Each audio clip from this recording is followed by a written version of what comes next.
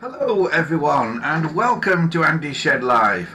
This is Series 10 episode 30 for Sunday the 28th of August 2022.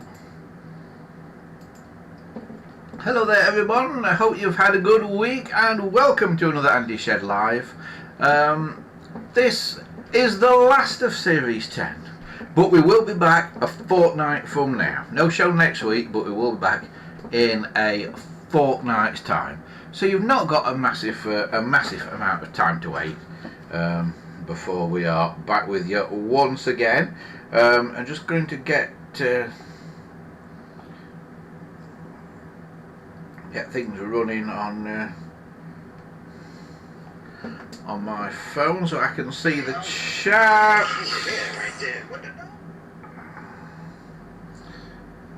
which I should be able to do in just a moment. Right.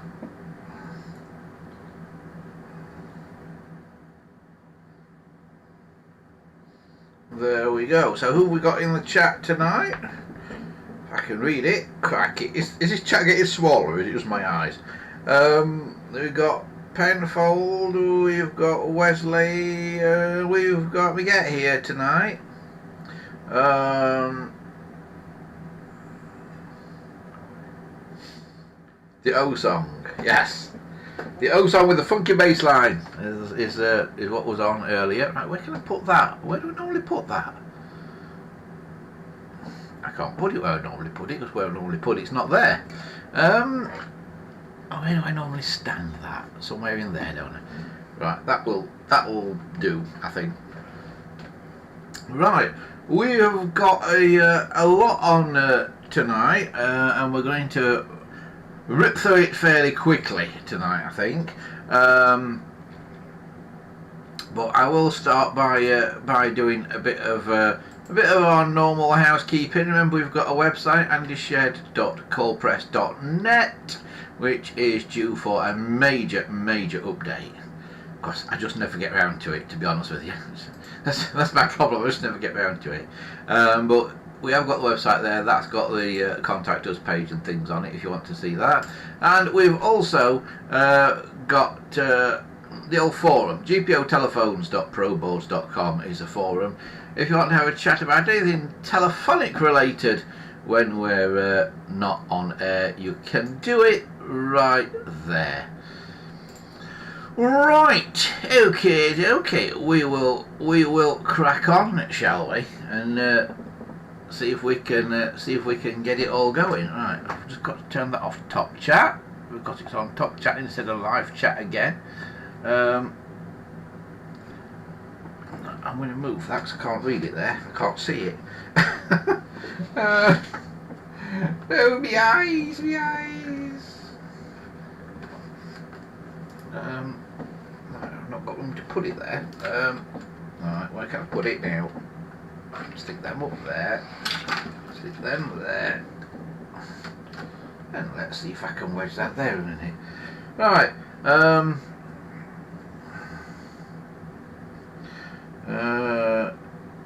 Wesley's joined us. It says he just got back in.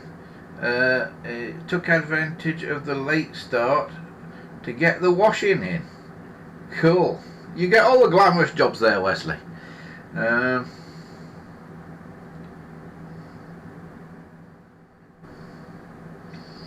Penfold says in the very early chat, Chris 2000's got an ear infection and needs to rest at the moment, so will not be on tonight. Yes, I saw that. Get well soon, Christopher. And up there in Australia, he has got an ear infection. He's getting it looked at. He's going to see the doc a little bit later this week, so hopefully he'll be back to normal for next week, all being well. Right, we've got all sorts on this week. First thing we've got to do, I've actually got to turn the chat off a minute.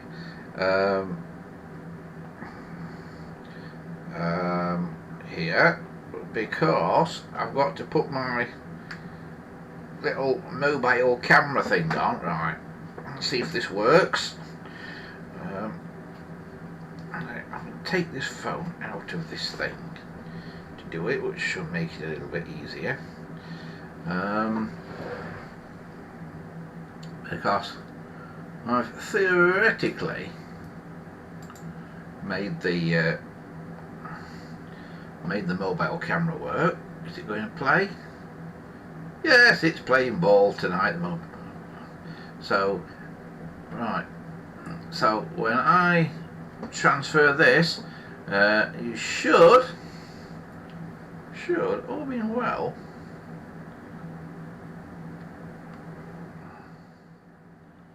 cut to a mobile camera that we've got now. Hang on a minute. Right.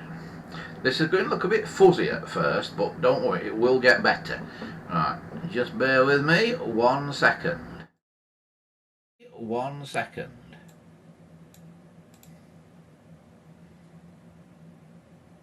Right, can you see me? Can you see me, everybody? Yes, you can see me. I know you can, yeah. Right, we'll go for a little walk, shall we? There's all sorts of things to show you. Right, we will start. I can't see the chat for a minute, so I'll have to catch up on the chat when I come back. We will start by going outside, because people had asked me about stuff outside. So I will show you what's going on with all the outside stuff. We've got no potatoes this year. And that, I put a lawn where the potatoes were last year, and yes, a couple of potatoes have grown up through the lawn, but here it is, actually looking fairly green. There were big brown patches in this the other day, and most of them have greened up again. I've cut this as well today, but there are some brown patches still in it, you see, so I might have to put some fresh grass seed on it. But it's not bad. This is the first year it's been in this lawn. It was new in the spring, and it's not done too badly.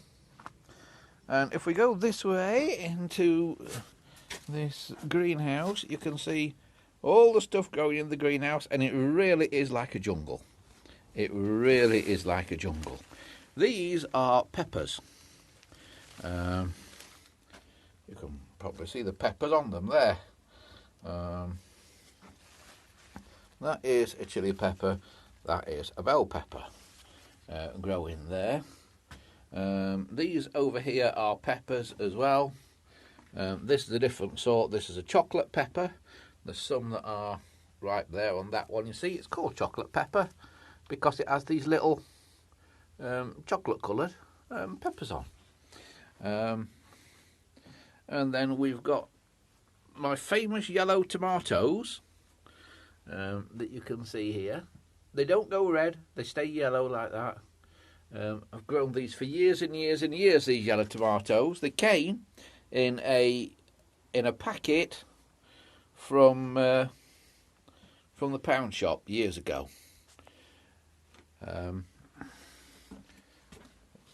And I set the packet from the pound shop the first year, and I never bought any more. Just used the seed. Cucumbers have not done very well this year. They've had powdery mildew, the cucumbers, and it looks like it's coming back again. Need to spray them again. So they've not done very well this year. They are normally kind of going over by this time, though, as well. But there are some cucumbers on there. The big yellow one there, that's what I'm leaving as a seed cucumber, to hopefully get some seed for next year. But this one's about ready for taking off. And there's another one down there, another yellow one there that I'm leaving for seed. But there's one or two others on as well. So that's full of cucumbers in that one. And in this one's got more tomatoes in it. And I've took most of the right ones off. In here, oh, there's one down there, look. One of the patent yellow tomatoes hiding down there.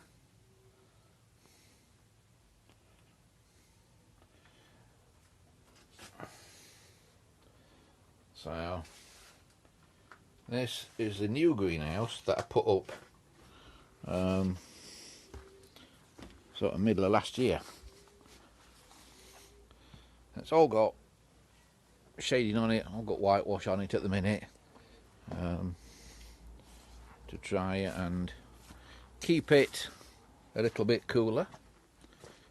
Now, here on this fence, you may remember a while back I said we were testing these solar lights that you can buy from various places. There's one there, I think that one came from Home Bargains or somewhere like that. I think that one did as well. And this one I think came from One Below or the Pound Shop or something. The problem with these things is they're all rubbish. They don't work. The problem with them is that the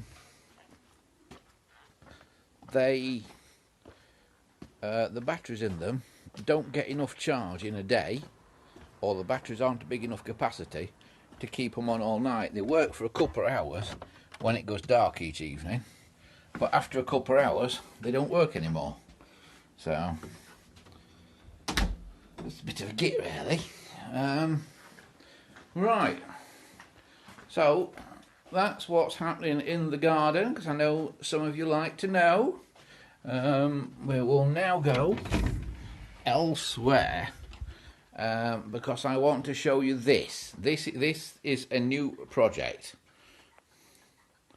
Right, we've been talking about this for a few weeks now. But this, which is stuck in the middle of the room here, because it's the only place kind of big enough to put it. This is a Gestapna duplicating machine. It's a Stencil Duplicator. It has a big tube of ink in it, in there, you see, and it sucks that ink up onto some rollers that behind this ribbon thing here, and when you turn your handle like that, it all goes round, and you're supposed to put a stencil on here. You attach it onto here, under this clip here, and then the idea is that it draws paper in from this side, which it's not going to do at the minute, but I'm not setting it up, but the idea is that pushes the paper in, and the ink comes through the stencil and it comes out under there, down there. Now, I think this machine's got problems with its timing, because it doesn't seem to want to pick up the paper at the moment. If I wind the paper up to basically where it should be,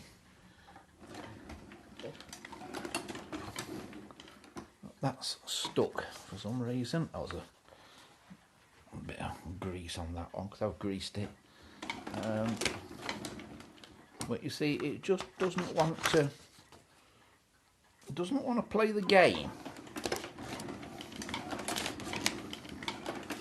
And I'm pretty sure, oh, it's going now, so that's took one. But it takes a sheet every other go, and it should take a sheet on every single rotation. The clock's going off. So there's one sheet coming out. That's how it should work now. What it's doing now, but there's missed one, you see. Done one there.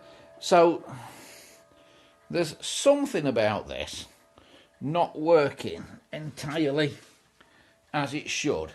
It's a Gestapna 320, as you can see. So anybody who knows anything about duplicators, please get in touch. Anybody who's ever used one or knows what I might be doing wrong with this one, get in touch with us, because it's not feeding the paper reliably at the minute. But does it bring back memories of your school days? That should bring back memories of your school days.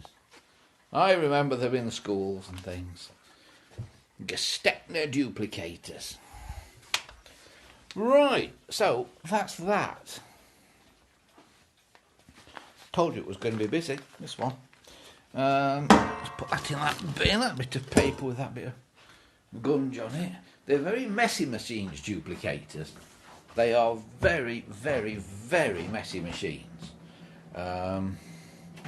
They do make a big, big mess. So I am now back at at my computer, as you will see if you look around.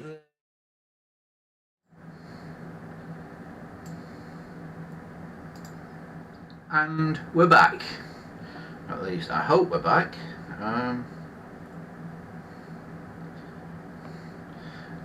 Yeah, cool. So I can now switch that off.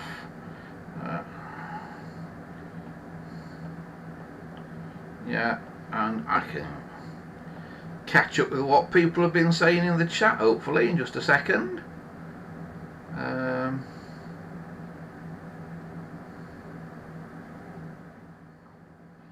Right, where are we? Here we are. Right, it'll catch me up in just a minute or two. Right, I'll plug myself back in as well now, and then I will show you the next thing. Right, I think we're good to go. Right, what's everybody had to say in the chat while we've been out?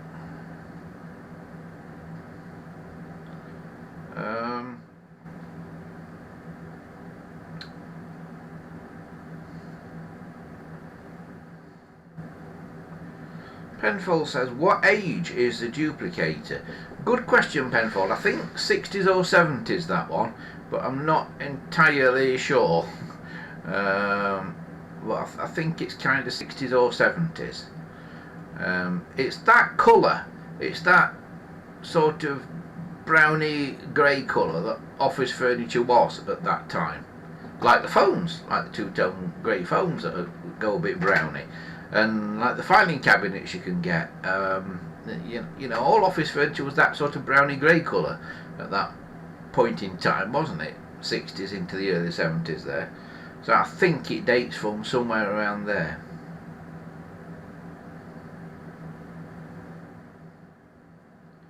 Penfold says the ink looks very sticky, maybe a good clean of the components and cogs and things, and it might make it work every time. Yeah, it's not the ink. That sticky thing in it wasn't the ink. That was a bit of oil, because that thing that pushes the paper through, there's like a little gearbox above it that's connected to it, and that gearbox is full of very goopy oil, and when it's sat doing nothing for a prolonged period of time, the goopy oil drains out. I'm on top chat again. I want to be on live chat, and I put it in the wrong place. I want to put it over here so I can actually see it. Right, there we go. So that is that, right? That is that. But you may have noticed, if you looked at the title card tonight, this episode is called A Load of Old Cobblers.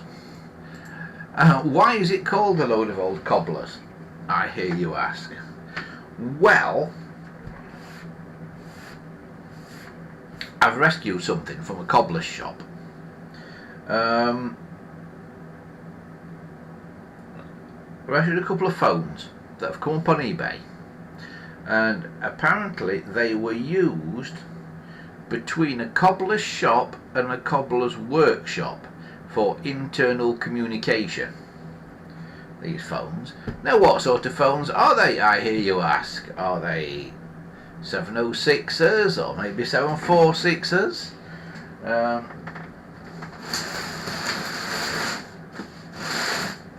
Well,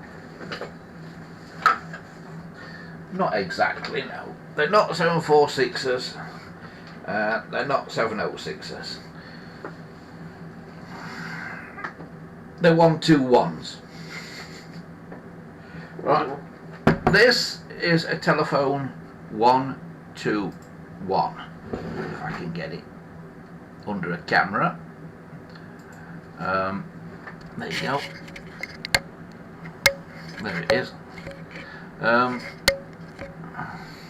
Yeah, this is a Tele 121.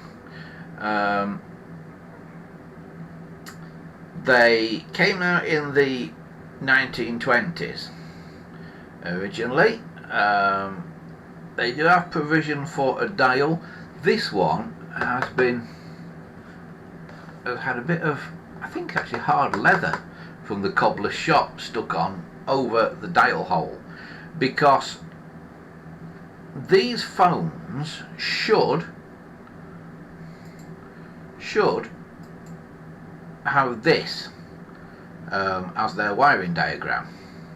Now if you look carefully at that, and that's a photo from the paster that's inside one of these phones, you can see on the left there it's got a bell receiver, very similar, in fact probably identical to what you get on candlestick phones. It's also got a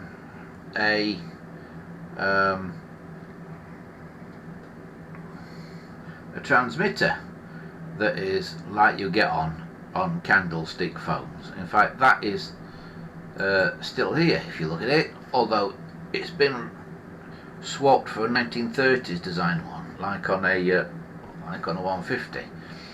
But the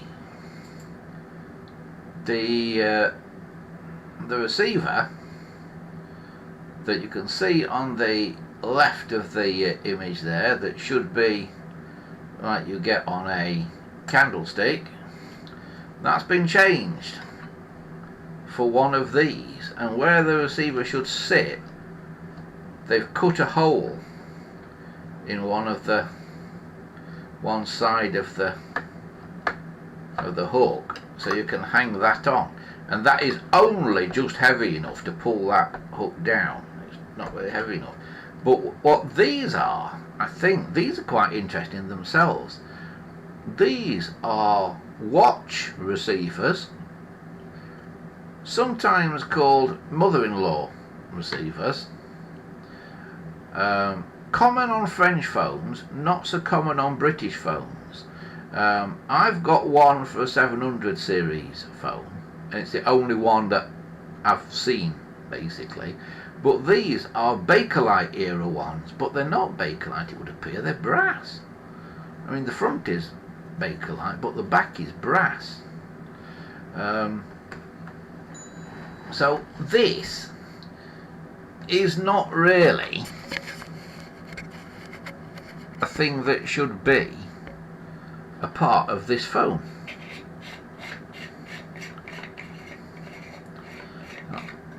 If we open it up, you see it's just like a GPO Bakelite handset, the sort of internals of it.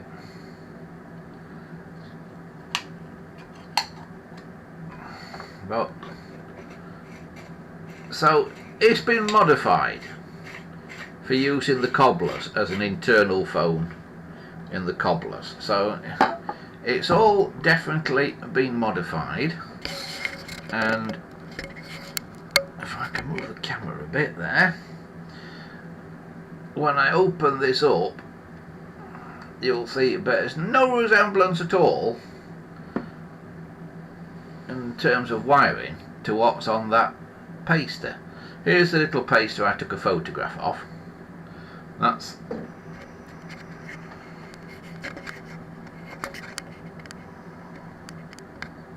what I took a picture of, and there is the design again. Now if you look at that carefully,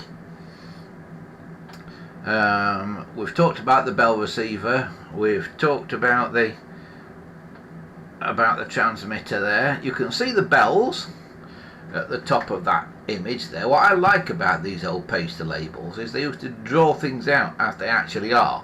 so you don't need a degree in electronics to decipher them. The only thing that is a bit oddball, if you look right in the middle of that paster there, there's like two crossed wavy lines, and that is how they used to draw an induction coil. Okay, and bottom right there is a dial, of course. Now look in here, there's no dial and there is also no induction coil, but there is this, a magneto to generate a ring. So this generates a ringing signal. Now I don't know how they wired these together, because there's a magneto in each phone. Each phone is basically the same. They put a magneto in to generate the ring, and it's got a handle you can turn on the outside, which these phones shouldn't really have. So that has been put in. It's an old part, but it's not original to this phone, I wouldn't have said.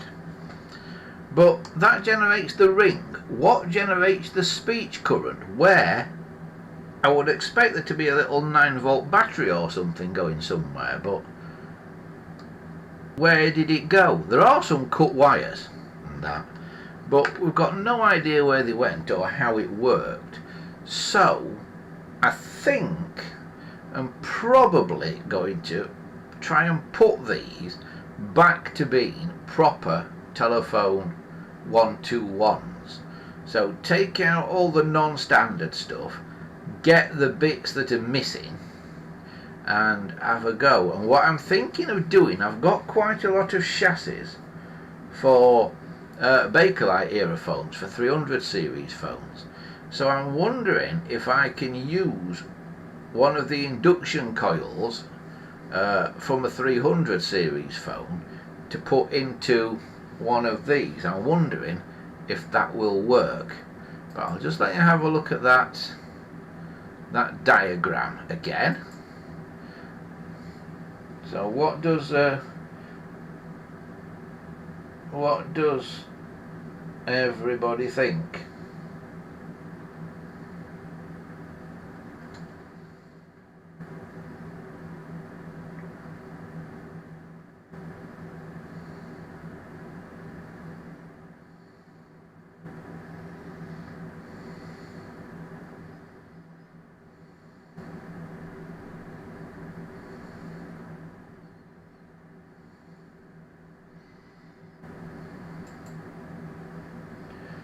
Penfold says, talking about the cobblers, can you still get those segs, the metal studs that Dad used to hammer into your shoes to increase the life of the soles? I can remember those. You could certainly get them in the 70s. Yeah.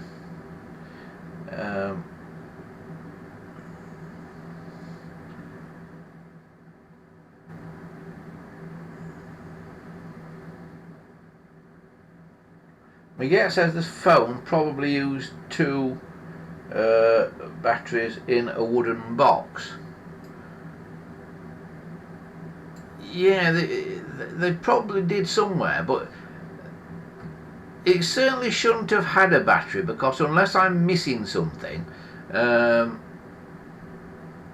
121 is basically an ordinary telephone for central battery use. So there shouldn't be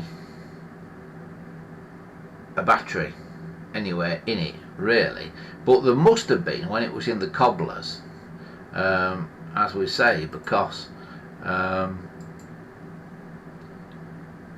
where did the current for the speech come from, for the DC speech? I can see where the AC came from for the ring, but where did the DC come from for the speech? I was tempted to try and just wire them back up together and just see if they would ring and that, but there's so many cut wires and things in them that I think it'd be a bit of a nightmare. So there's one of them anyway. So that's one of them, and the guy I bought these off polished them up. Or at least he polished this one up. So this one's got polished brass bells and things on it, which it shouldn't really have, of course. They were blackened. The brass was blackened in the old GPO days. If anybody knows how they used to blacken that brass, please let me know, because I'd be interested in doing it again. I know it's some sort of chemical thing, but I don't just know how they did it. Right. Here's the other one. The other one is a bit more manky, but it's also a bit interesting. On the back it says GPO TE37/234 number 121F.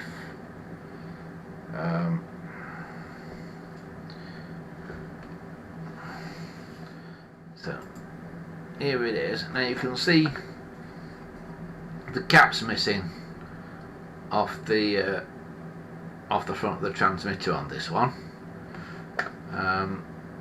But what is particularly interesting about this is this bell has not been overly polished, and on this side it's still got the black finish on it that it would have originally had. So that's what I want to try and do. I know you do it somehow chemically, but I'm not sure how you do it. If anybody's got any idea how you do it, let us know. I'll lay this one down and show you it inside this one. It's no better. It's pretty much exactly the same. Again, we've got a watch receiver.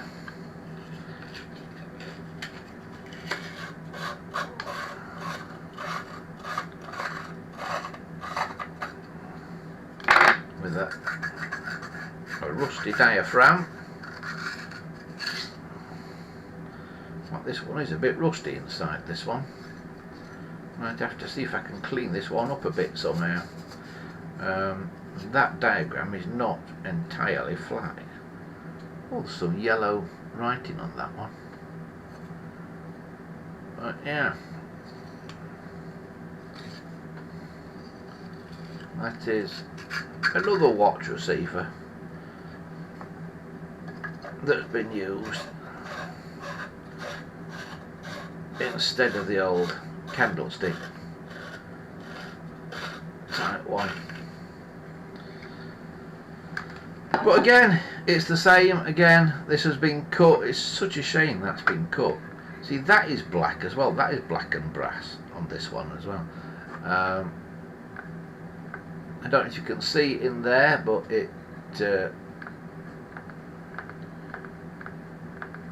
it's moving electrical contacts in there.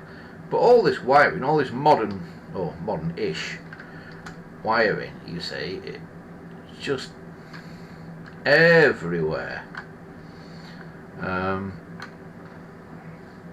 So I think we need to have a little look at these and take out some of the bits that aren't truly necessary.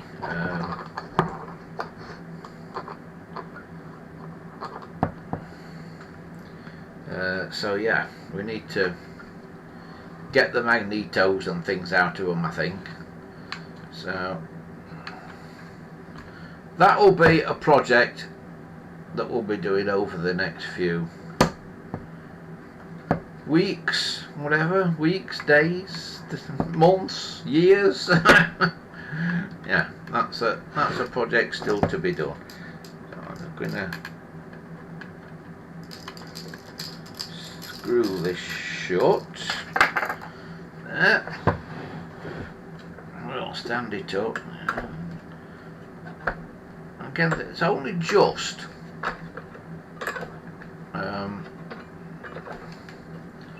heavy enough to hold that down, but of course that's not the thing that should have been hung on there. So interesting.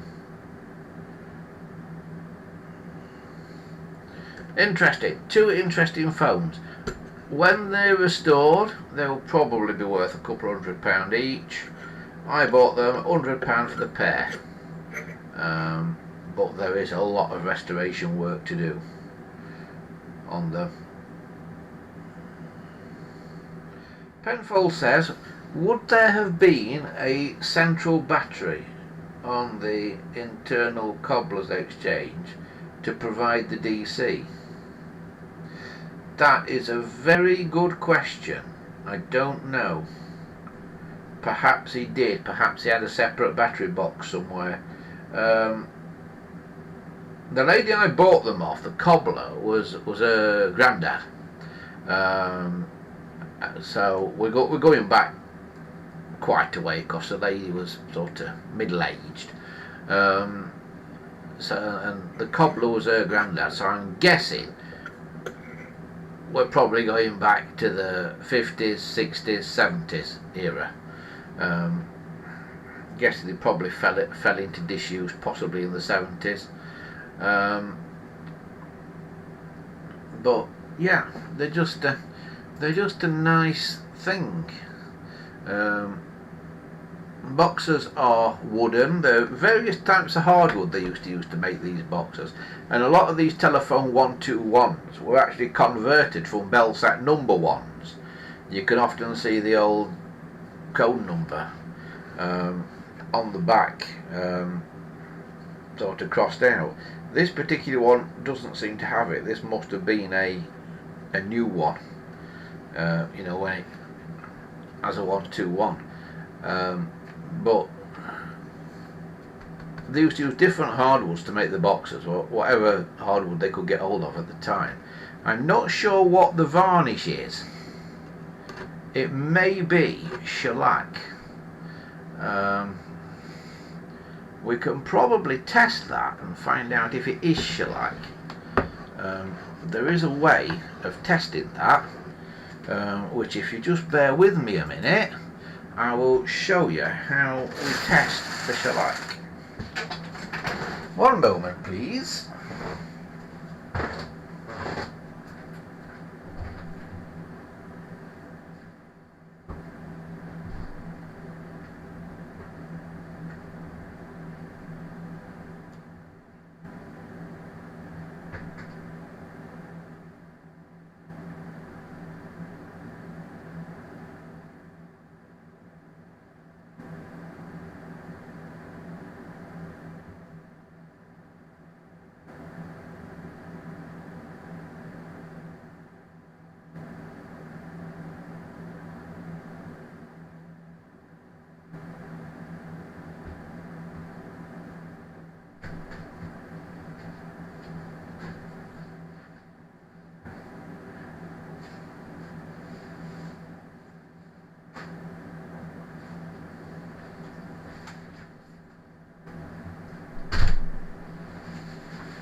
Right, well, a bit of light on the subject so you can see a bit better, hopefully. Right, what I've got here is methylated spirits, because shellac is secretions of a beetle, of the lac bug. It is what that beetle secretes, and then they go and collect it up in these foreign climes where the beetle hangs out, and they process it and turn it into flakes. And it just looks like brown flakes of dried up varnish. And if you want to use shellac, you put those flakes into methylated spirits, or denatured alcohol as the Americans call it, and the flakes then dissolve in the meths, and then you just apply it like varnish. And as you apply it to the surface, the meths evaporates off, leaving the shellac on the surface, and it is super shiny. It's what Singer sewing machines, you know, the black Singer sewing machines, it's what they're finished in. And I have partly restored a Singer sewing machine with some shellac, and it's mega shiny, better than the best gloss varnish you can find. So if this is shellac, you see where there is no varnish on the surface here. The thing about shellac is, if you put more meth back into it, you can liquefy the shellac again. So you should be able to restore the surface to some degree. Now I say to some degree, there won't be enough shellac to move it to cover all these losses, but if it is shellac, it will do some of it. Obviously it won't if it's some sort of polyurethane varnish. So let's start to have a clean of it. And that brown that's coming off on there, you see, I reckon it's shellac, because that's already feeling a bit sticky.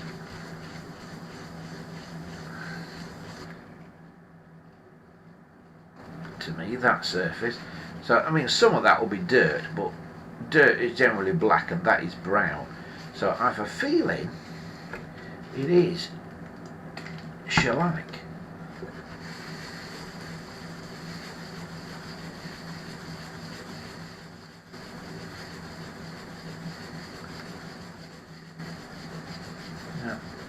What I'm trying to do is move it into these areas where we've got the losses around the edge, where it's chipped off around the edge.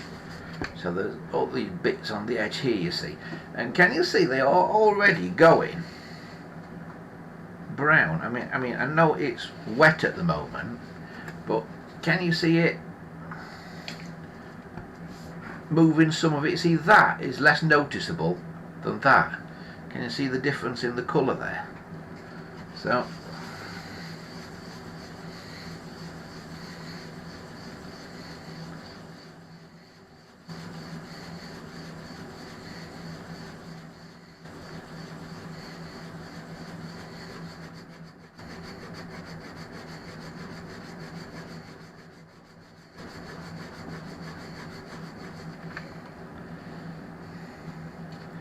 you know, I'm pretty convinced that that's shellac. I'll keep going a minute.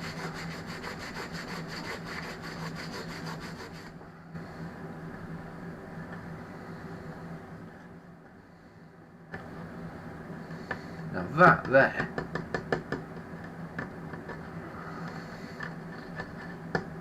that is dry. This is dirt here that I'm scratching up now with my fingernail. So, I mean, these have probably not been properly cleaned in 100 years. Oh, best part of 100 years. Because you think, oh, they're from the 1920s. They're not that old, but 1920s is 100 years ago now.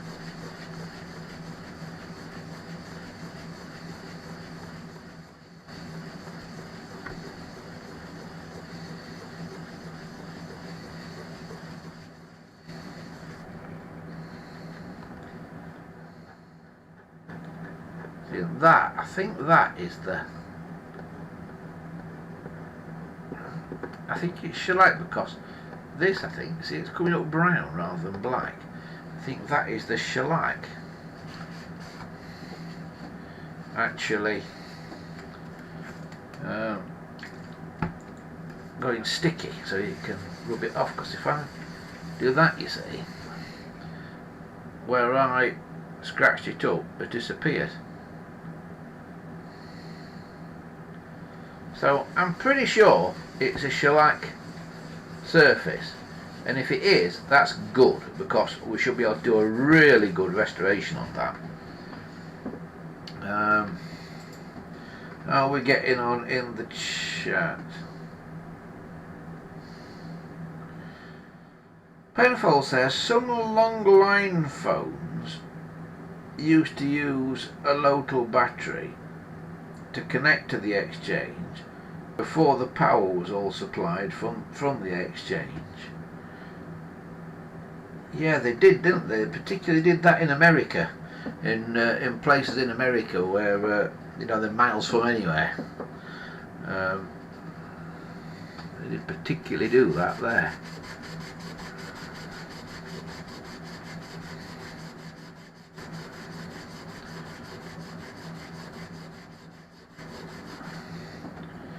So there we go, and you can see the brown now.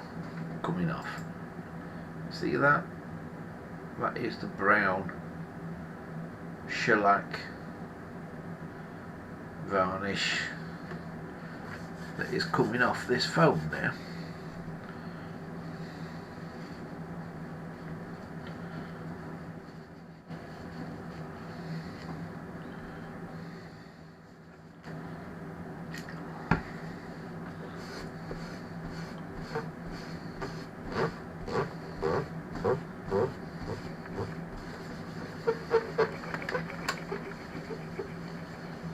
Very tiny circuit, so let's see if we can blend that edge in there.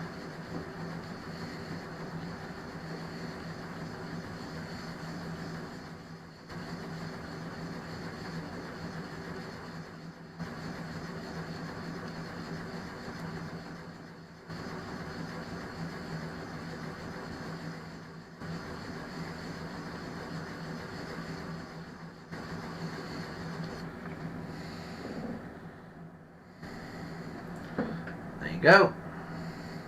So it's bringing some of the shellac off. It is making this a slightly darker colour, but not massively.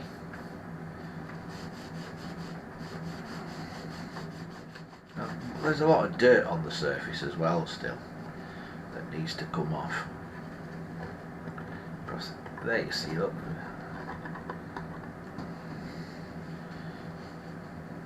Just filthy. Absolutely filthy. So I think I've got a major job on here. Doing this.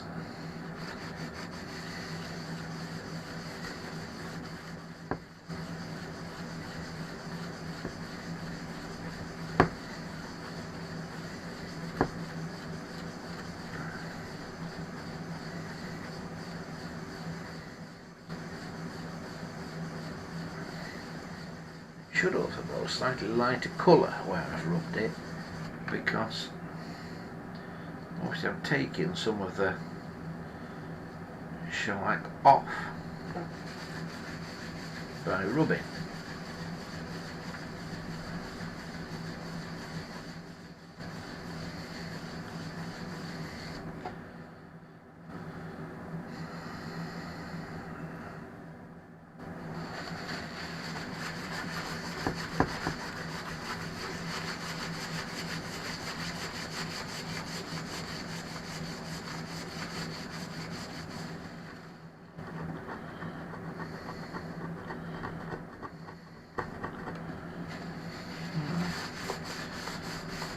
So yeah.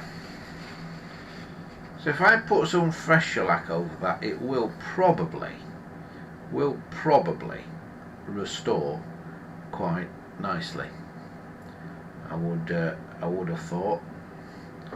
But that might be a standalone video to show you me doing that. Because you've got to get it clean first. And that is going to be a job on its own, I think. Oh, have we? Oh no, I thought the stream had frozen up then for a minute. But no, we're all right.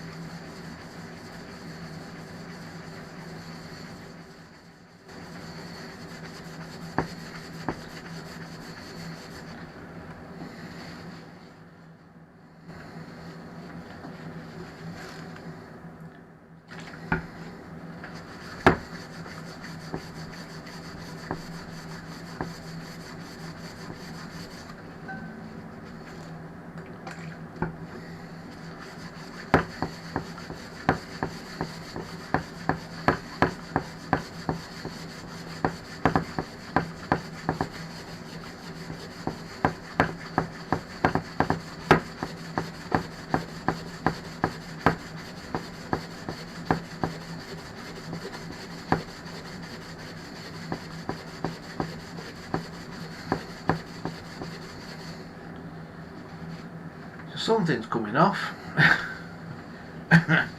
So yeah, well that demonstrates the process, I think, of how you do it. And we will re-shellac it all and restore it, but I do need some receivers, because these obviously are not the right thing. So I do need a couple of early receivers. So have to see if I can find some of those.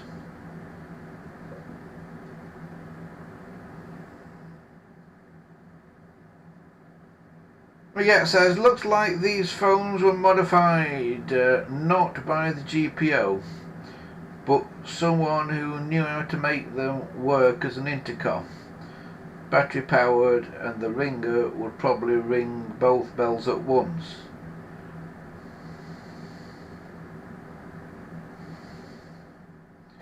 It says only one pair of wires would have been used between the phones.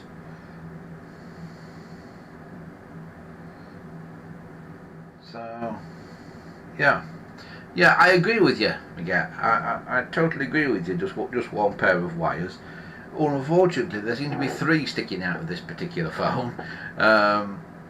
So I'm no idea what they did, but I think the best bet, and also to make them usable now, is going to be to restore them. So that's what I'm going to try and do. These should have dial 10s on them, as far as I'm aware, because I don't know whether dial 12 came out. I have a feeling dial 12 came out in the 50s at some point, the dial 12.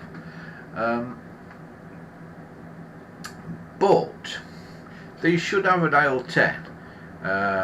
So I'll have to have a look. I think I've got some bits of a dial 10. I don't know if I've got enough to make a couple of complete ones up, but I have certainly got some dial 12s that we could probably just stick on there just for now, sort of thing.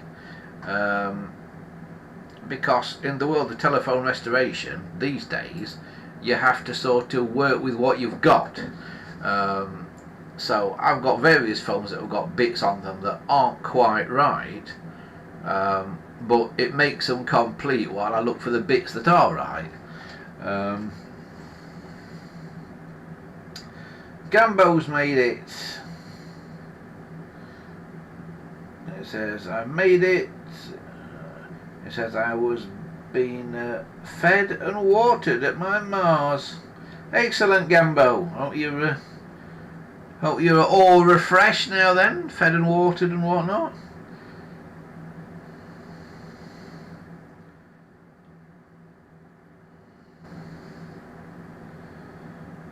Penfold says, yeah, he agrees. He says it looks like a recycled old phones to make a working system. Yeah, I think that's exactly what it was, Penfold.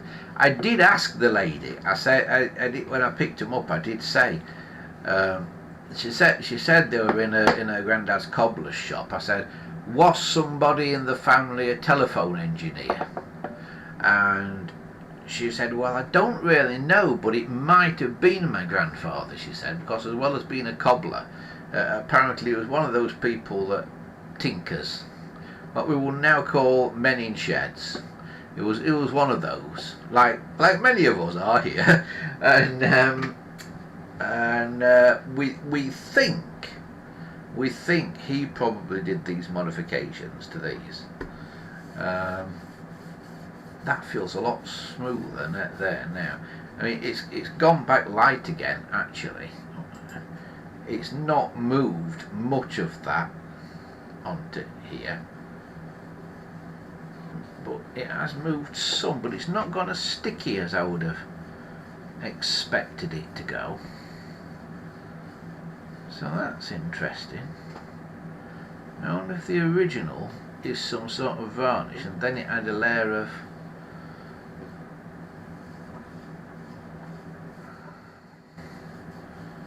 something else put on the top.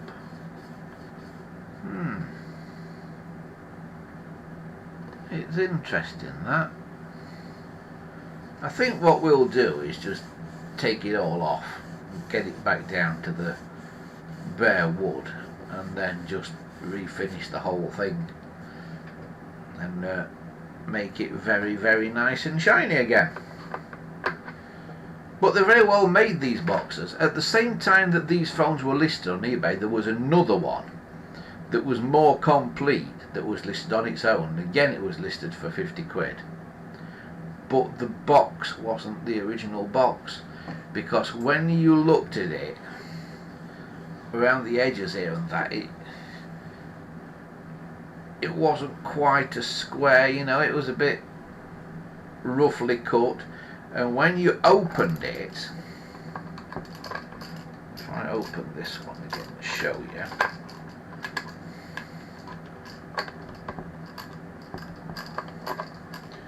When you opened this other one that was on eBay, the edges here, where you can see that is a solid piece of wood. Well, the other one that was on eBay, it wasn't. It was like the edge of a piece of plywood. And then the listing, it did say on the listing there, and I noticed after, it said on the listing that it was a replica made with some original parts. So it was the box that was not correct. But that one wasn't right inside either, because that would have not got an induction coil inside it either. But I didn't get that one. Somebody else got that one. But I did get these two. So we're going to do a restoration on these and see how they turn out. Like I say, I want to know how to do this blacking on the bells. I really want to know how to do that, because it's kind of shiny. It's almost silvery, but it's black.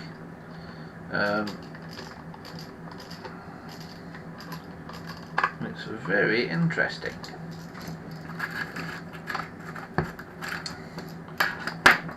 Put that back up there.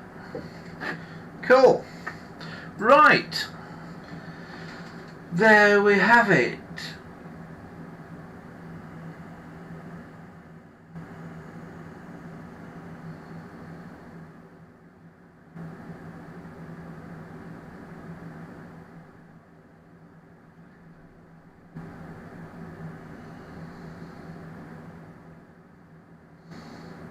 Rambo said he's been living off super noodles because he had problems with his teeth. I don't know. Everybody's a bit ill at the minute, aren't they? Gambo's needing the dentist, and Chris is needing the ear, nose and throat man and that. And oh dear, keep away from you, like you've all got something. Right. Anyway. It's been a busy one tonight. What have we done so far? We've done Tele 121s, we've been outside, we've done the duplicating machine. I think we've probably about cracked it actually. I think we've about sorted it.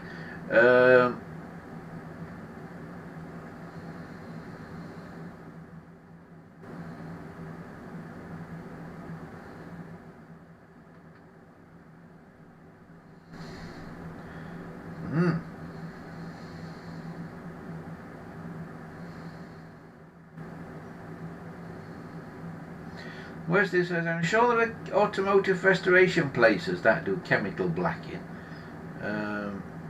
Maybe Frost.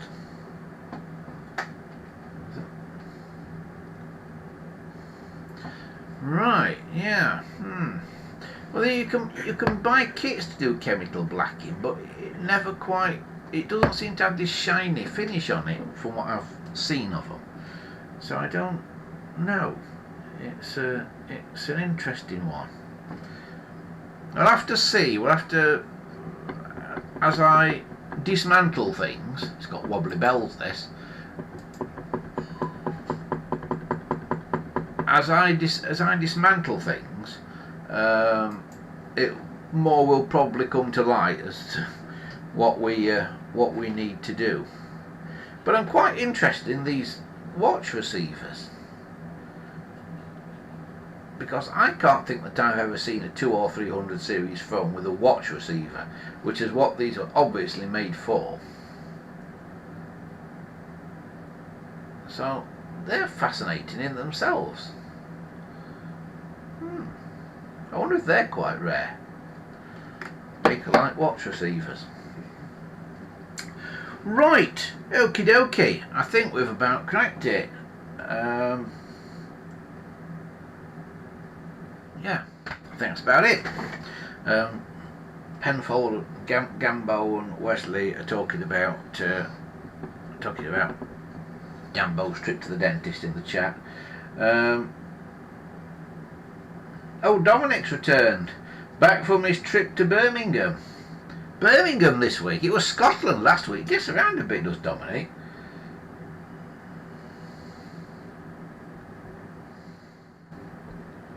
Dominic says, ooh, an early wall phone. Yes, Dominic, you almost missed it. There you go. Thing is, Dominic, there's two of them. And they're not as they should be at all. They're sort of been messed with. A lot. They've really been messed with. So I think we're going to try and unmess with one. Shall I do it? I'm tempted to do it. I'm tempted just to have a go. I'm going to try and unmess with this one, because this is the most manked up one. So at least the other one's been polished. No, it's wrong for it to be polished, but at least the other one looks sort of shiny. So, what do we need to take out? Well, we obviously need to try and take out this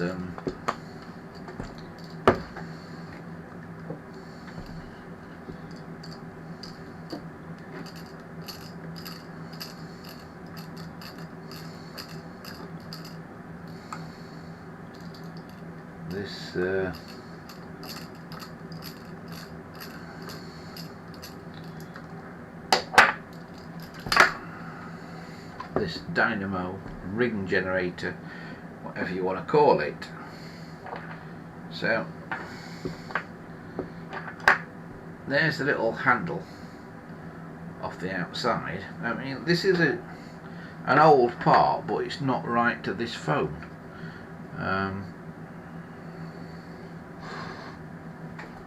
How's it held in?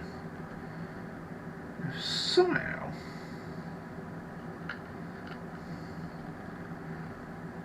managed to put screws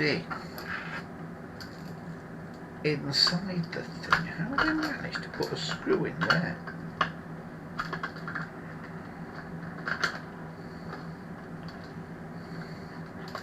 Because you can't get your screwdriver in.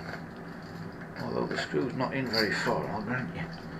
Right.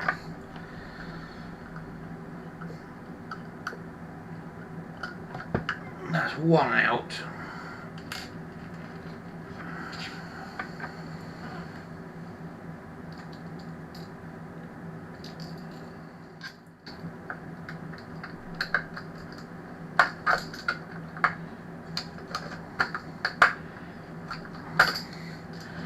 So you can't see this, but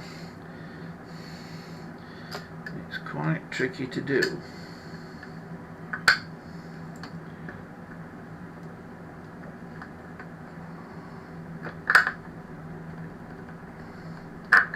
How on earth they managed to get these screws in? Because it's inside the box sort of thing, and you can't get a screwdriver on them. Perhaps they hammered them in with a little hammer.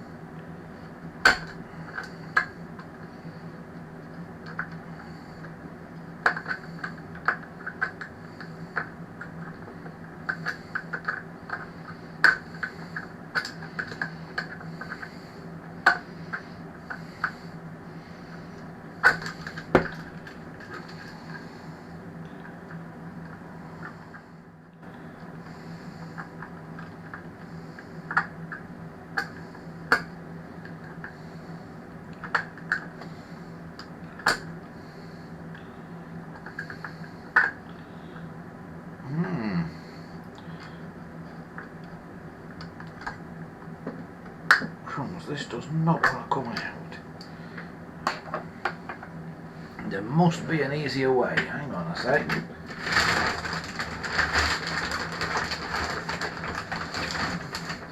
This calls for the use of the big toolbox.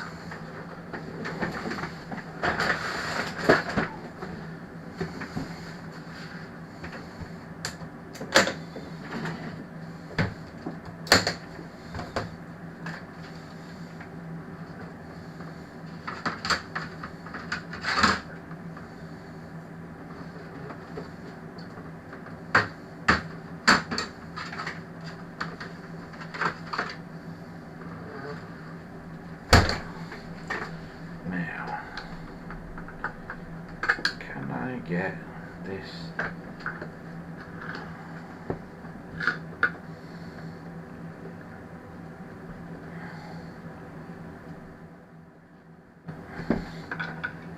screwdriver in. Oh.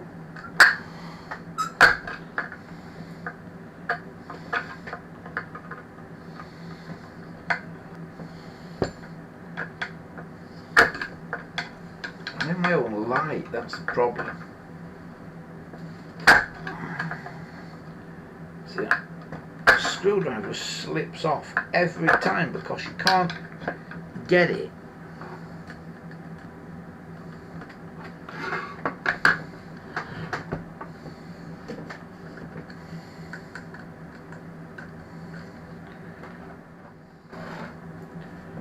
Can't even see the slot at the top of the screw.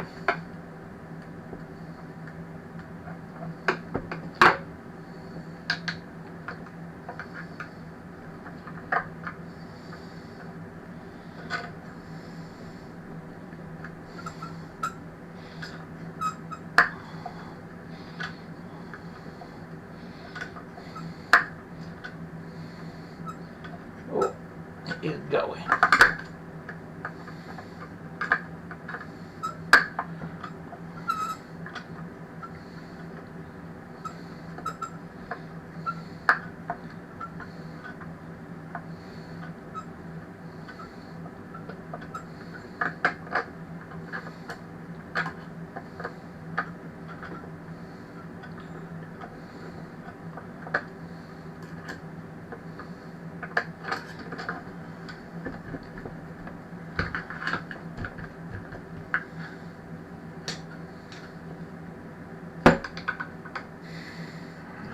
On. I think we are slowly winning with this.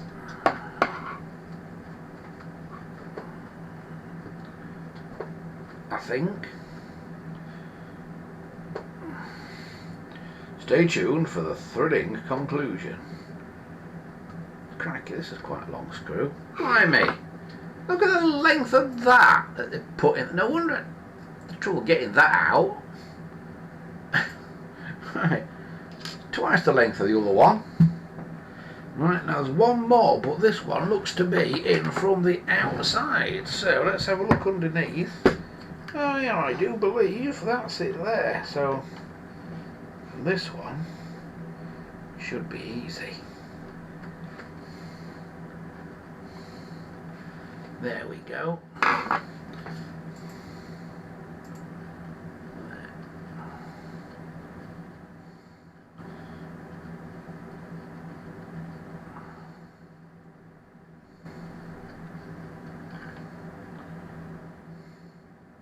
Different one again.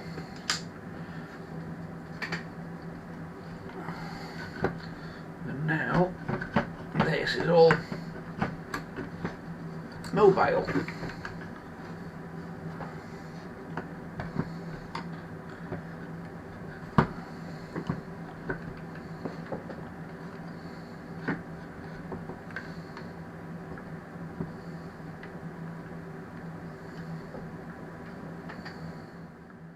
So,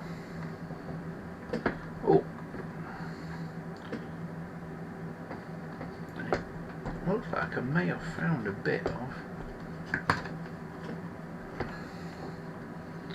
original cord there. Right, I need a pair of snips or something. Now,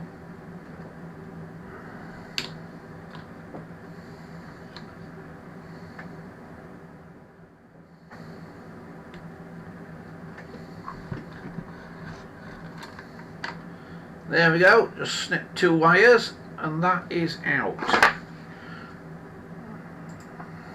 So that is the little dynamo.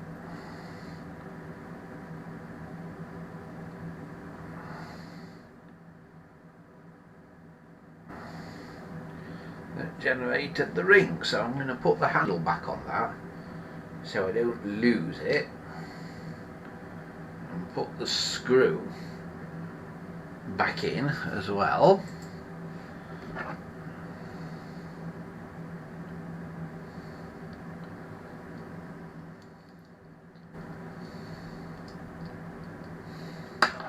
Like so, and there's my dynamo. I'm going to turn that, try not to touch those. But yeah, very cool. So there's one dynamo out.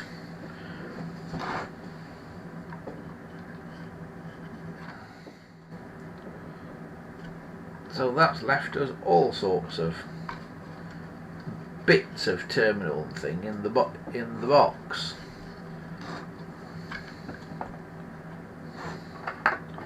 And we can now see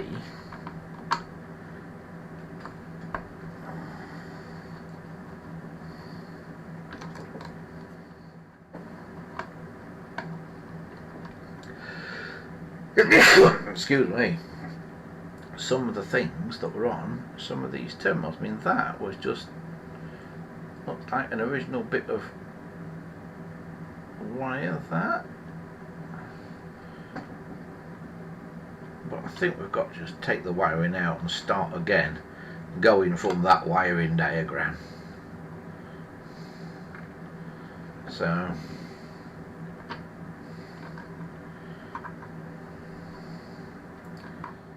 yeah.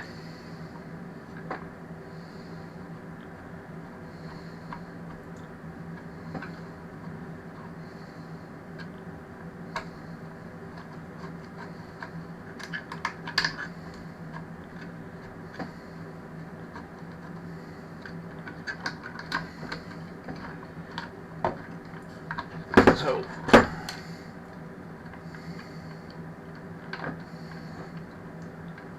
that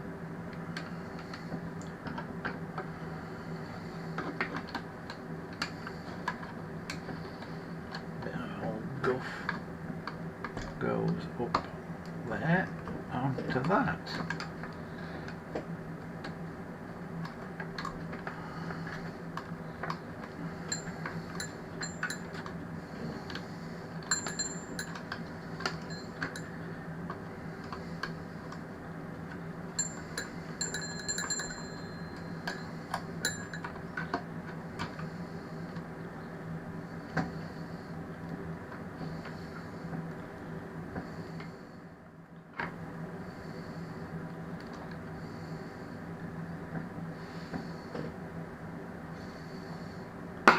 Now this is where I might need my fancy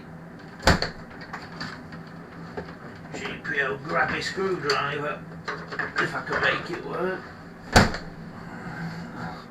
And this is the fancy grabby screwdriver to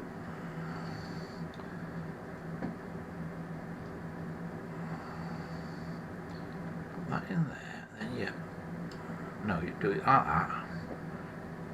Then you move it together like that, and it should, in theory,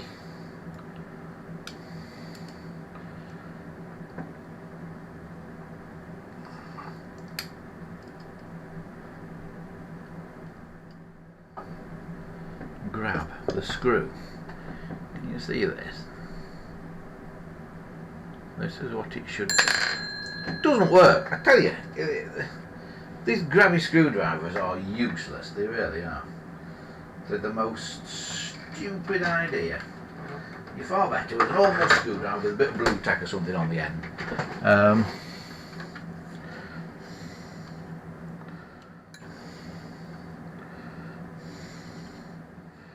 Or even, dare I say it, just try and use your fingers.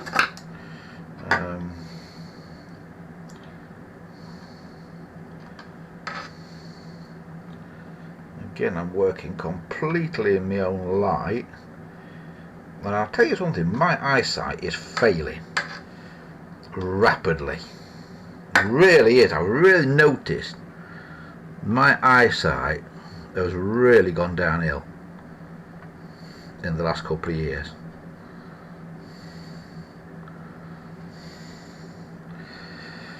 Right.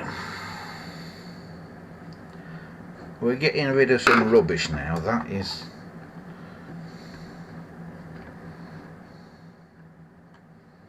soldered on there, but I'm going to cut it off because it's a modern horrible piece of wire.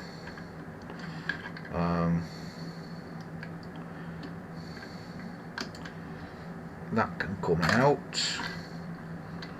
That can come out.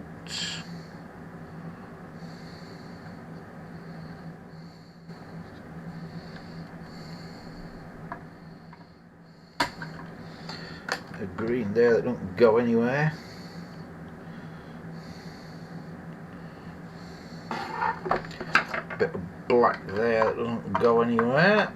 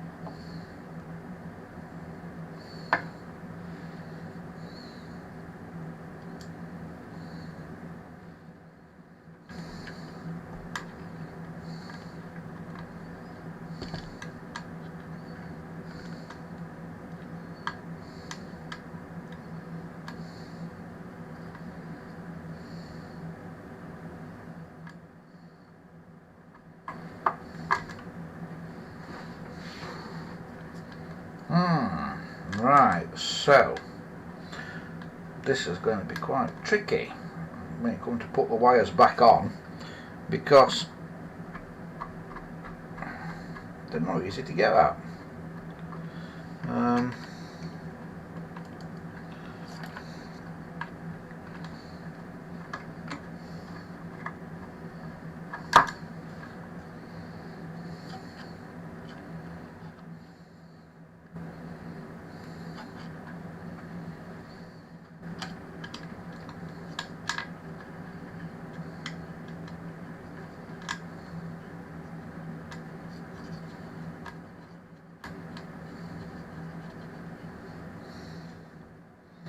See, there should be all connections on here.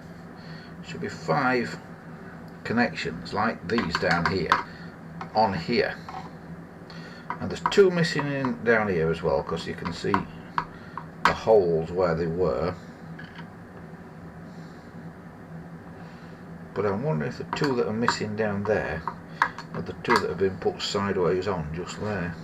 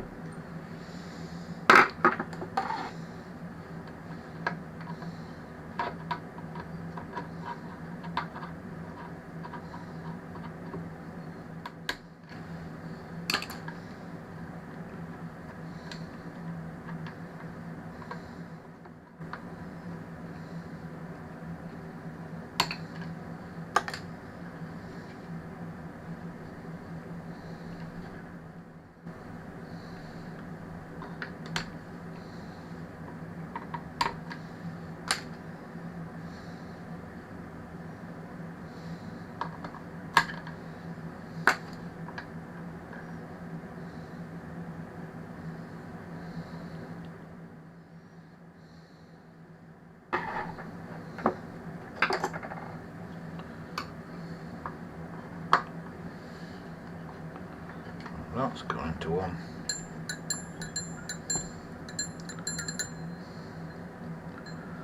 Loose bells. That's going to one side of the bells. So that wants to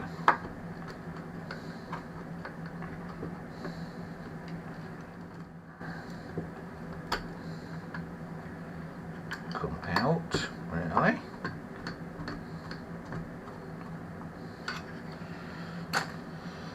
So that's that. And then this, it's a bit of old-fashioned lamp wire or something.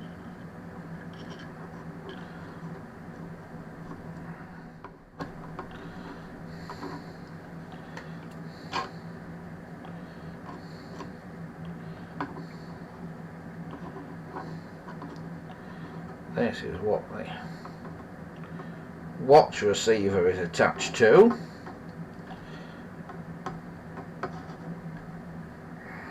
So I can now do that, and the watch receiver is now free.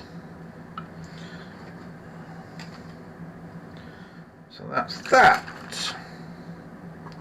Alright, we can see what we're working with now.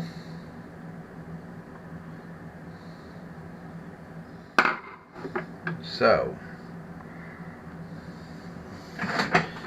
let's have a look now at my little diagram thing again, shall we, and see if that see if we can see anything from it now. Right. So I'm now looking at the diagram.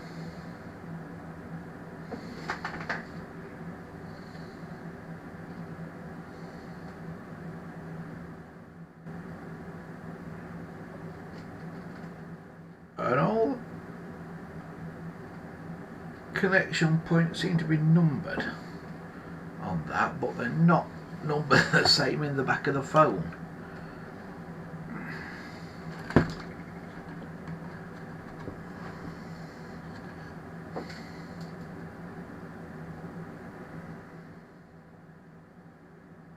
I've got RE something else lettered in the back of the phone, but where are those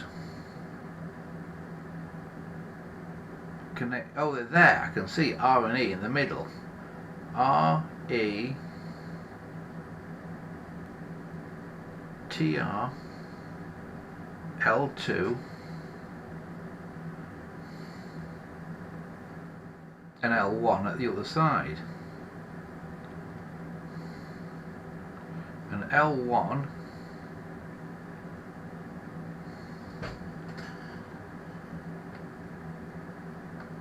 and E are joined, but I've got a joint between TR and something, and TR just goes to one side of the coil there, it would seem. So That is weird.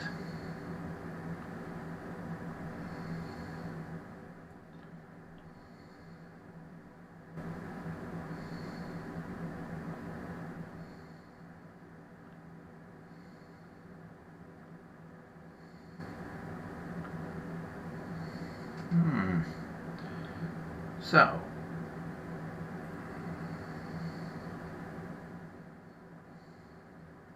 RETR L2. Yeah, and I can see what is L2, but I can't see L1. That's bugging me now. Where is L1?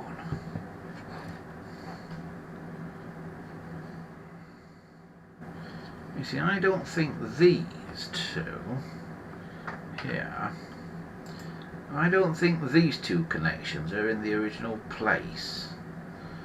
I think they should be up there, like that. Let me see if I can find a photo of one of these, a proper one.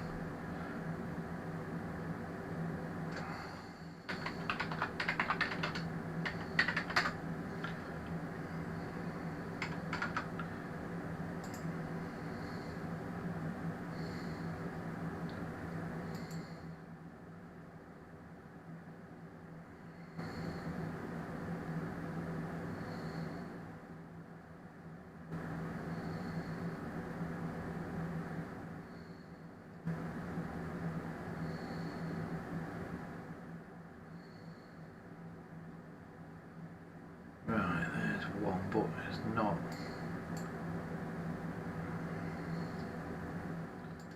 As it should be. Right, here's one. Trouble is, it's such a tiny photo. 1, 2, 3, 4, 5, 6, 7, 8, 9. 1, 2, 3, 4, 5, 6. 1, 2, 3, 4, 5, 6, 7. On the dial end.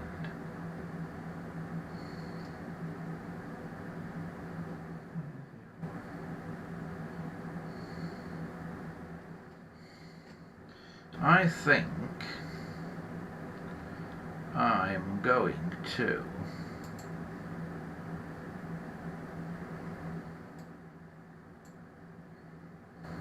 right, 5 on the back of there. 1, 2, 3, 4, 5, 6. Right, so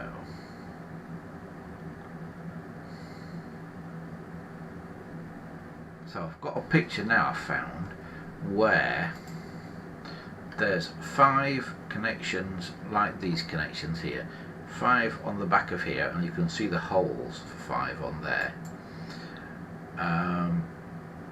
and then on the inner bit there's a set of 4 here, then there's the hole,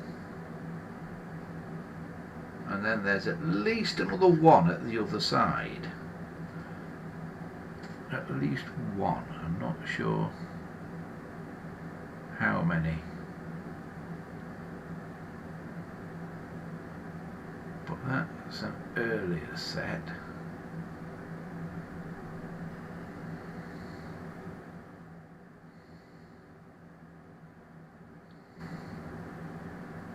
Right, L1 R E T R L1.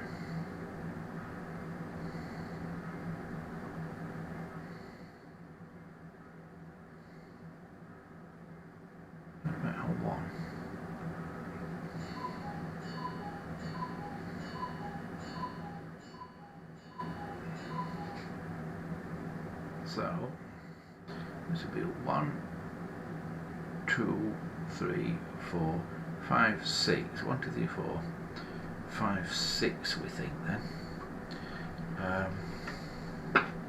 So I think these are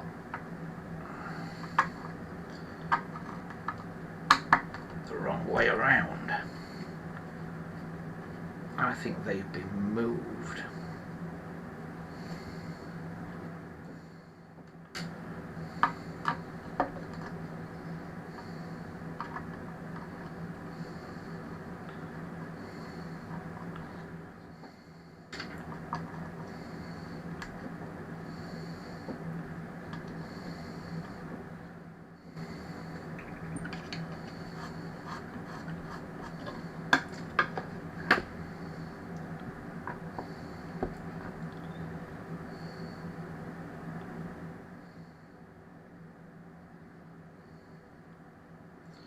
Yeah, they have, definitely.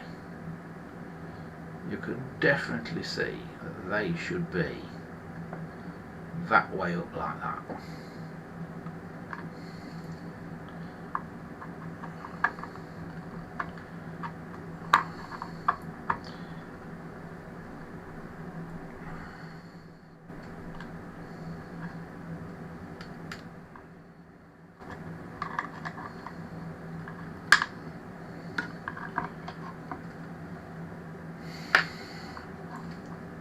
Those ones there are new holes that are not original holes as far as I'm aware. In fact, I don't think either of those are.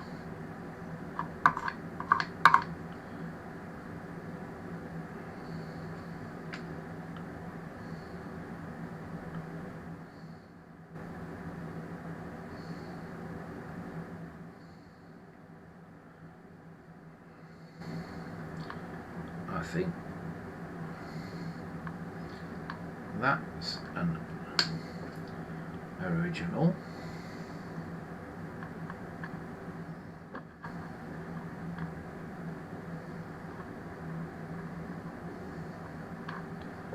If I can get that back in there, because that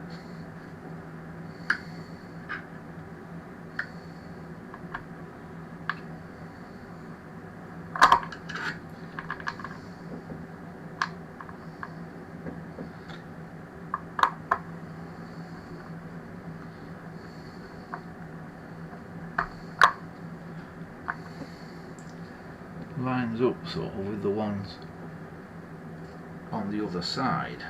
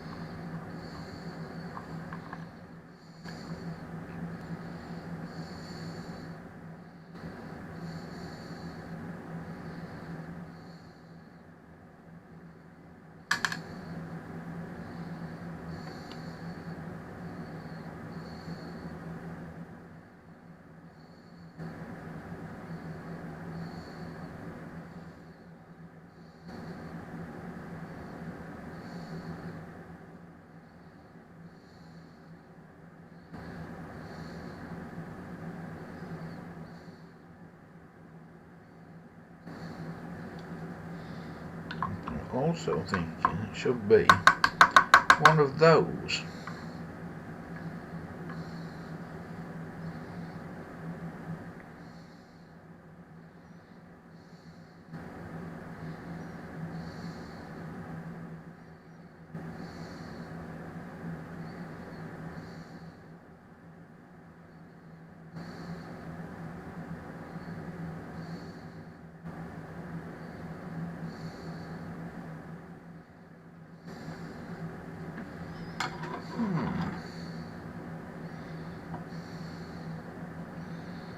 Yeah, these are a different type of connector, actually.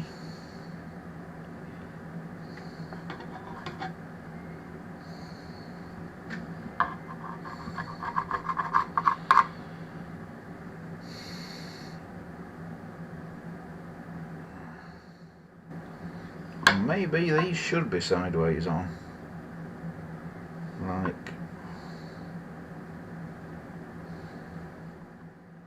that. Yeah.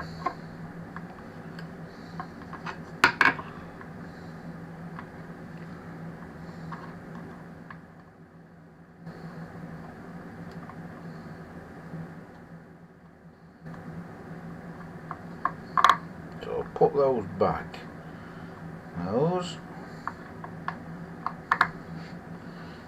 I have a suspicion they probably should be as they are, those.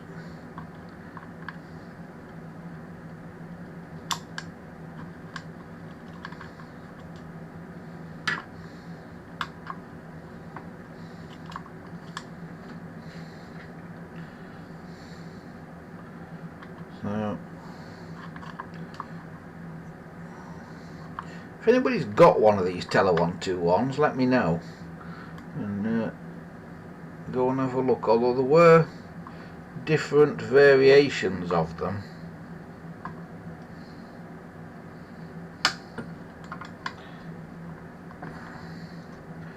So the different variations were wired differently, and terminals had different designations and things on them.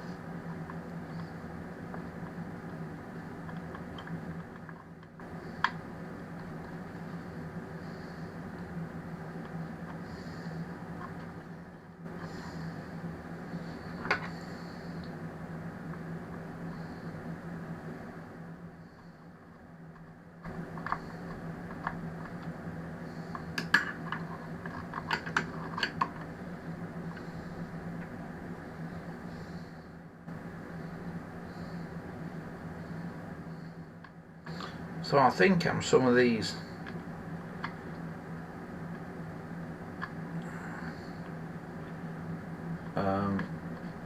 little terminal units in the base missing.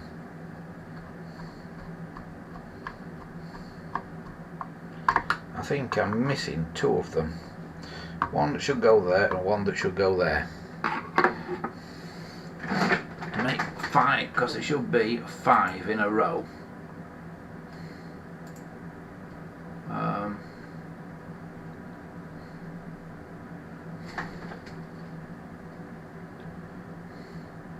Four on one side, 1 on the other side. I think, yeah, and I've only got 3 on one side and none on the other side. There should then be 2 up there, which there are, and then there should be another 5 across here. So I'm missing loads of those.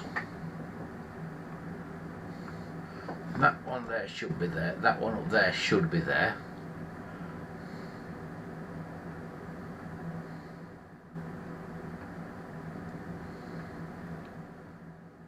But I can not use those and wire it all in a different way, which is how later ones were wired.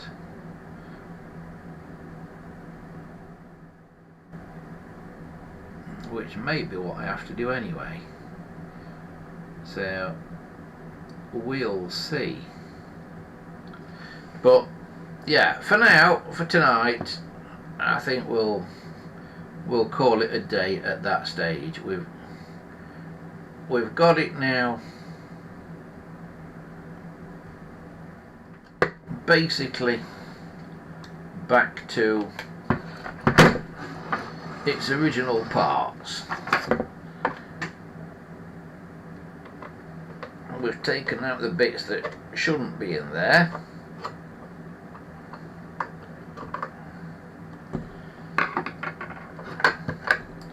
And the bits that shouldn't be in there are mainly the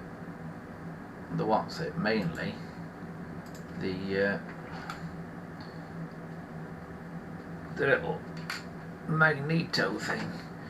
Is that smaller than these normally are? I don't know. I have got some upstairs of these, but this one just looks smaller somehow.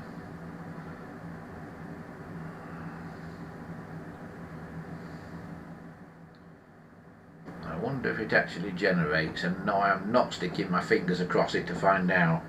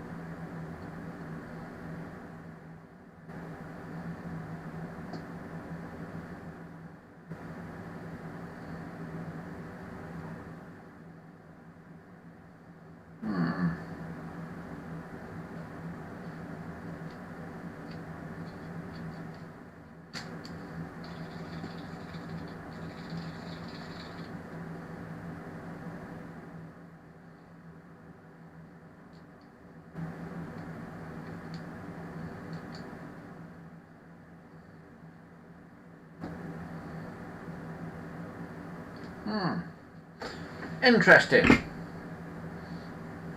We will look further into that. It's an interesting thing. We'll have a look into it.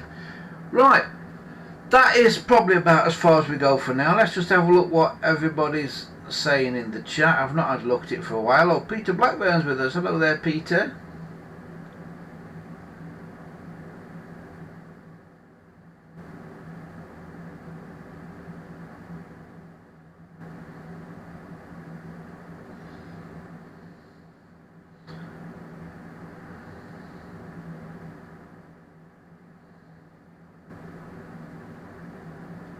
Miguel says the ringer is from 40s and 50s and use one magnet only, not like the really old ones, which would have said 3 or 4 on the magnet. On the newer one was probably made by Eclipse.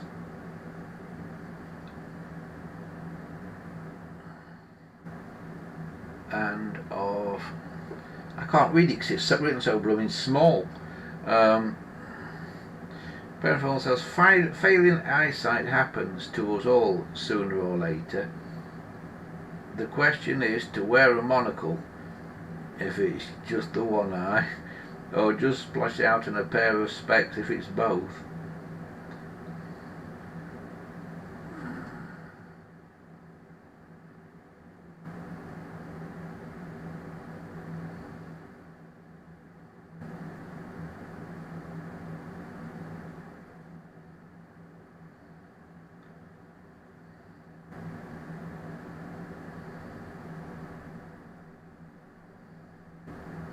Gambo says that Magneto looks like the one in my 746 clone. Well, it could be, because Miguel says it's from the 40s or 50s, so if it's from the 50s it could have been in a 746 clone, yeah. But it is smaller, I think, than they normally are. Just looking if it does say anything on it. Can't see anything written on it. Very unlike the GPO, that, isn't it? They normally have some sort of stamp or maker's mark or something on them, but maybe it's not GPO because somebody put it in there. So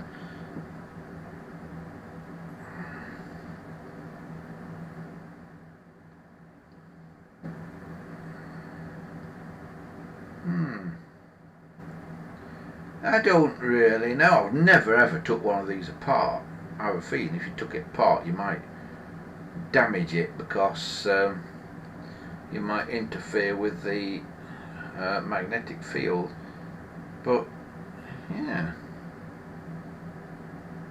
it's very cool.